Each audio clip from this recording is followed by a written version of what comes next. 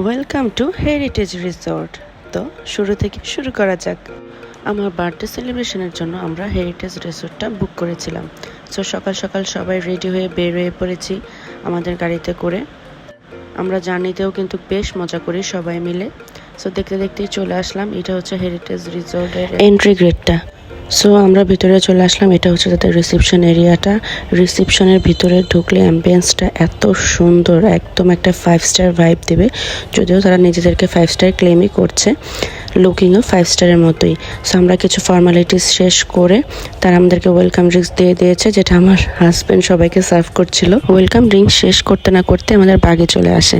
আমরা বাগিতে করে আমাদের ভিলার উদ্দেশ্যে রওনা হই। এই যে আমরা বাগিতে উঠে পড়েছি।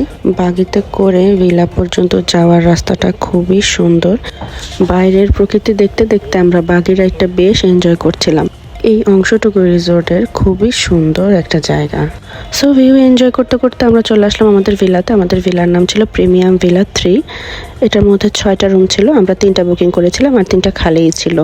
চলুন ভিতরে গিয়ে আপনাদেরকে রুমের ভিউ দেখাই। এটা ছিল আমার রুমের ভিউ, খুবই সুন্দর, একদম সব রকমের অ্যামিনিটিস আপনারা পেয়ে যাবেন। এবং সাথে ছিল একটা ব্যালকনি, জামা কাপড় রাখার জন্য আলমিরা ছিল, একদম খুব সুন্দর একটা বড় সাইজের ওয়াশরুম ছিল। ওয়াশরুমের মধ্যে সব রকমের টয়লেট অ্যাক্সেসরিজ দেওয়া ছিল। ওয়াশরুমটা বিশাল সাইজের ছিল, ক্লিন ছিল, হেয়ার ড্রায়ার থেকে শুরু করে সব কিছুই ওয়াশরুমে ছিল।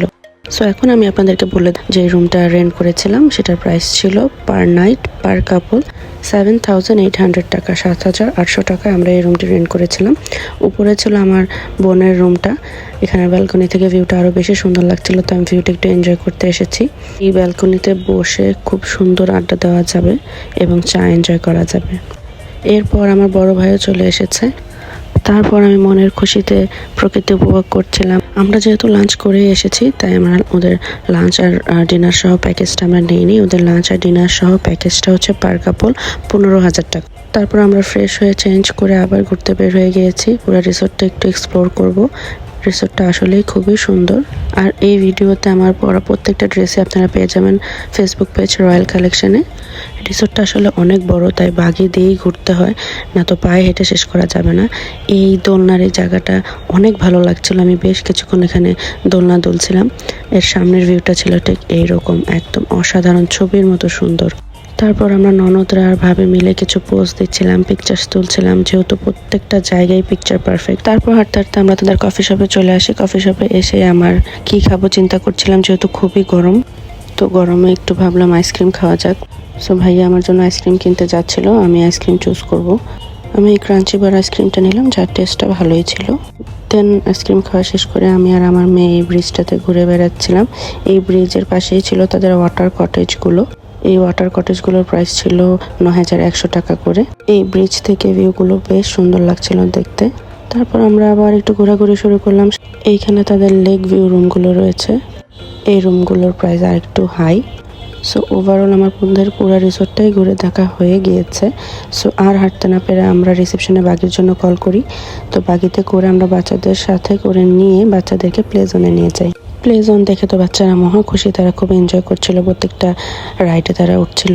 প্লে জোনে খেলা শেষ করে আমরা ফ্রেশ হয়ে সুইমিংয়ের জন্য চলে আসি। সুইমিং হচ্ছে আমাদের একটা most most most favourite activities. এখানে 3টা পুল রয়েছে। এটা হচ্ছে কমন পুল, যেটা কমন পুলের পাশেই একটা জাকুজি স্টাইলের একটা পুল রয়েছে ছোট। তারপর ওদের রয়েছে একটা বেবিদের জন্য একটা আলাদা কিডস পুল। এই বাচ্চাদের পুলের মধ্যে অনেক অ্যাক্টিভিটিস রয়েছে। তো 3rd নাম্বার পুলটা হচ্ছে ওয়েভ পুল। এটা আমি প্রথম এক্সপিরিয়েন্স করেছি, বেশ ভালো লেগেছে, একদম মনে হচ্ছিল সমুদ্রের ঢেউগুলো এসে গায়ে লাগছে। খুবই ভালো লেগেছে আমার এই ওয়েভ পুলটি। পুলে বেশ কিছুক্ষণ সময় কাটানোর পর আমরা রুমে চলে যাই। রুমে গিয়ে প্রথমেই আমরা চা খেয়ে আমাদের এনার্জি বুস্ট আপ করি। আমরা আবার সন্ধ্যার পর বের হয়ে যাই আমাদের রিসোর্টটা আবার রাতের বেলা কেমন দেখা যায় সেটা এক্সপ্লোর করার জন্য। রাতে তাদের বেশ লাইটিং করা থাকে, যেটার কারণে রিসোর্টটা খুবই সুন্দর লাগে। চারিদিকে বিভিন্ন রকমের লাইটিং তারা করে থাকে। এই রিসোর্টে একটা স্যালন রয়েছে। এই স্যালনের মধ্যে আপনারা চাইলে বিভিন্ন ধরনের পার্লার সার্ভিস নিতে পারবেন আই গেস। এখানে হচ্ছে তাদের রেস্টুরেন্ট। এই জায়গাতেই তারা তাদের বাফেট ব্রেকফাস্টটা সার্ভ করে থাকে। আমরা ঘুরে ঘুরে দেখছিলাম, একটু দুষ্টুমি করছিলাম, এনজয় করছিলাম। আমি আবার সেই দোলনাটাতে চলে যাই। এত সুন্দর বাতাসের মতো দোলনা খেতে বেশ ভালো লাগছিল। তারপর আবার টায়ার্ড হয়ে আমরা বাঘে কল করি। বাঘিতে পুরো রিসোর্টটা ঘুরে বেড়াই আমরা। রাতের লাইটিং দেখি বাঘিতে করে, খুব সুন্দর লাগছিল রাতের লাইটিংয়ে হেরিটেজ রিসোর্টটা। দেন পরদিন সকালে আমরা চলে আসি আমাদের ব্রেকফাস্টের জন্য। ব্রেকফাস্টে তাদের বেশ কিছু মেনু ছিল, অনেক রকমের খাবার তারা সার্ভ করেছিল।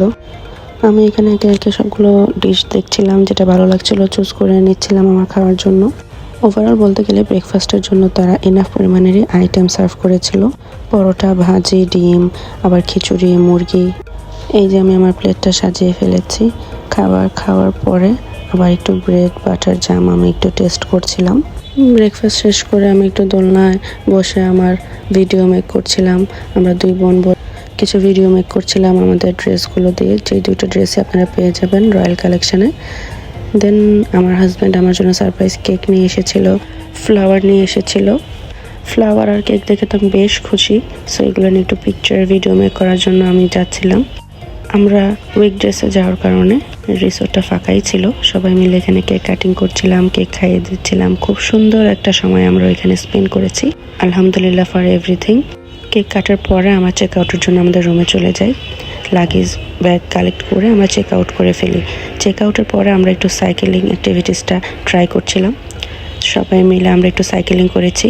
1 ঘন্টা ডাবল সিটের সাইকেলের জন্য পে করতে হয়েছে 300 টাকা। সাইকেলিং শেষ করেই আমরা বাসার উদ্দেশ্যে রওনা দিই। ব্লগটা এই পর্যন্তই। সবাই ভালো থাকবেন, সুস্থ থাকবেন। আসসালামু আলাইকুম।